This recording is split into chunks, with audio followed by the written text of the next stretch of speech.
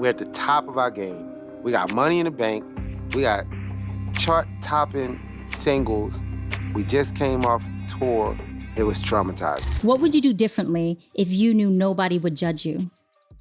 Oh, snap. I wouldn't have cursed out that one executive at the record label that put me on the blacklist. Did you actually invent the 360 deal yourself? I wouldn't say I invented the 360 deal. Is what I needed to do. Everybody has the ability to sign a contract and to roll with whomever they want to roll. To roll with me, I needed to have more skin in the game. Sisqó gave us one of the biggest bangers of the early 2000s with Thong Song, but somehow he ended up on the sidelines while the industry kept pushing him to the back. Now, there's been a whole lot of talk about Sisqó and his rumored DL lifestyle. Allegedly, he was pressured into living a life that didn't reflect who he truly was. Over the years, Sisqó has faced speculation about his sexuality, partly because of his flashy fashion choices and energetic performances. But Sisqó always denied this and claimed these were just rumors and didn't reflect his true self. In fact, Sisqó and his wife Elizabeth Pham have been together since 2003, and they share 2 children. Did it affect you when that was going on? What? That they thought you was gay? Oh, nah. Yeah. I used that to my advantage. They was like, And Sisqó's gay. I was like, am I? Right. Okay. I'll tell you what, if you want to find out if I'm gay or not, why don't you just leave your girlfriend with me and she could tell you in the morning if I'm gay or not. But there's way more to this than just the rumors about his personal life. See, Sisqó has also been vocal about feeling like the industry turned its back on him. And he's even hinted that he was blacklisted by major music executives, especially Leah Cohen, when he stopped playing by their rules. And despite Thong Song being his biggest hit, Sisqó actually doesn't even own the majority of the rights to it. That's right. He got finessed out of a major bag simply because he didn't lock down his business the right way. So what really happened to Sisqó? Did he just peak too early and take some bad deals? Or was he pushed out of the game because he refused to go along with something more sinister behind the scenes? Let's break it all down. And you never spoke out against the, I never heard you say nothing about it. I did once, and that was when the blacklist started. Then you never heard from me again. I disappeared. That's what happened. That's when I disappeared. All right, let's talk about Sisqó. Real name, Mark Altavon Andrews. This man is a straight-up legend in the game. A singer, songwriter, producer, dancer, and actor, Sisqó made waves in the music industry with his undeniable talent, especially in the R&B scene. Now let's take it back to 1999 when he dropped his solo debut album, Unleash the Dragon. This album was a whole vibe, and I'm sure we all remember the iconic Thong Song and Incomplete. You couldn't escape Thong Song. It was a worldwide anthem. The beat, the moves, the way Sisqó owned the track, pure magic.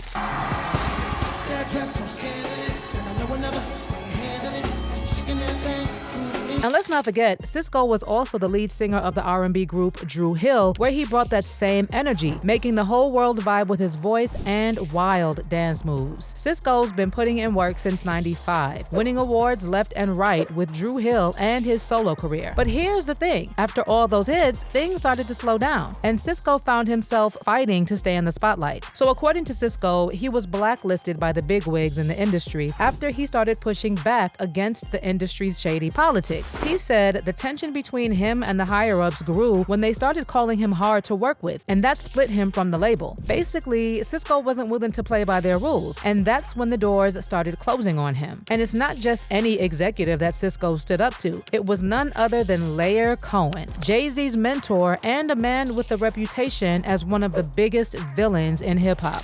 I wouldn't have cursed out that one executive at the record label that put me on the blacklist. Damn. Okay. It was Leor. There you go. You happy now? He blacklists a lot of people. Right. In this industry. I was the first one. I was black and I was on. I think I started it. Now, if you don't know about Leah, this man is considered one of the most shameless culture vultures in the game. I mean, this man openly admitted that he pushes drug culture through the artists he signs because it makes him the most money. Biggest artist you ever had had a real bad problem, DMX? I'm so sad. DMX, there's 2 people inside of him.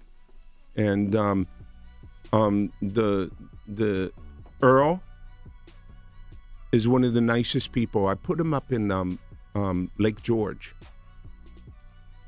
Earl loved being silent with a fishing pole.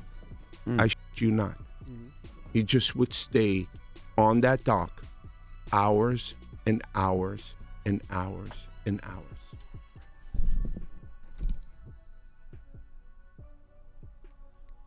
Yeah, very, very sad. You know, I think the opiate problem, the syrup problem, is the biggest problem that I've ever seen and I've ever faced, and been a part of. And I can't I can't f with it. You know, the crack thing was devastating, but at least the rappers were bringing a spotlight to you becoming a fiend. Okay, and I thought that spotlight, head crack, helped, even though it was harsh and really really rough, particularly on women. But I think it helped change the course of the crack epidemic. I don't know what's this opioid thing, man. But being a So with that crackhead said, wasn't would cool you- back then. Being a What? crackhead wasn't cool. Now they seem like they're making it cool to be drinking lean and syrup and It's to the be on most the dangerous. pill. It's the Perks most and mollies dangerous and- thing that's facing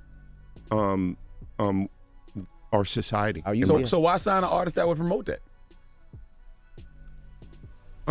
Because I already answered that question. You weren't paying attention.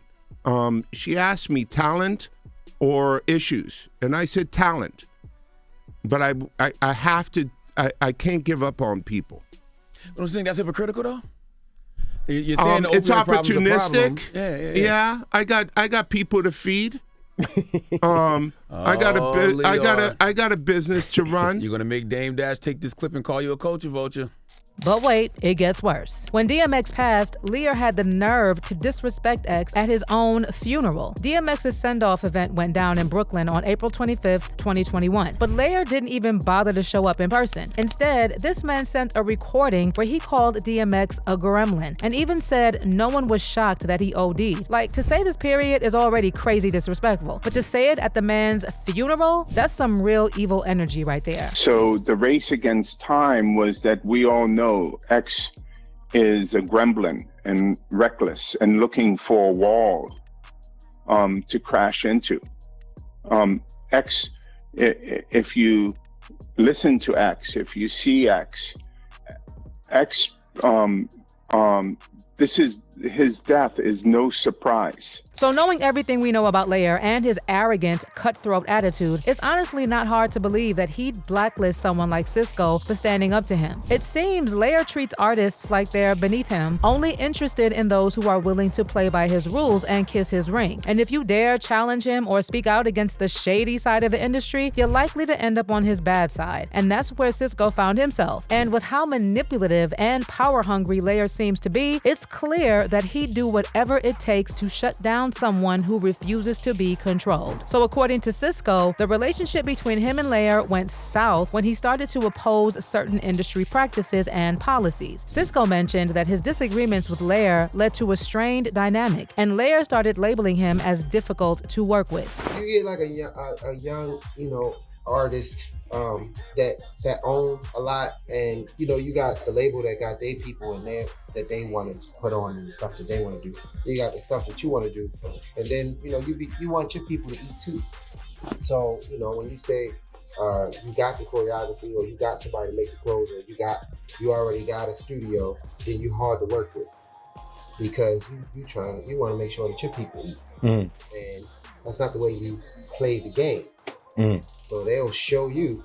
I got blacklisted for, and it was almost like saying a curse word, saying my name for a minute. And you never spoke out against the. I never heard you say nothing about. I did once, and that was when the blacklist started. And then you never heard from me again. I disappeared.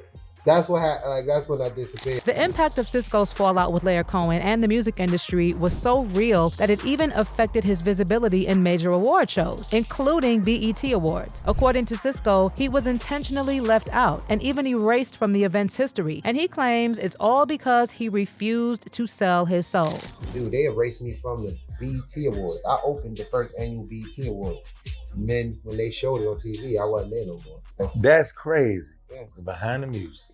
Yeah, If you could do it all over again, Would you have I'd have taken the long way still, because at the end of the day, like I said, the truth will set you free.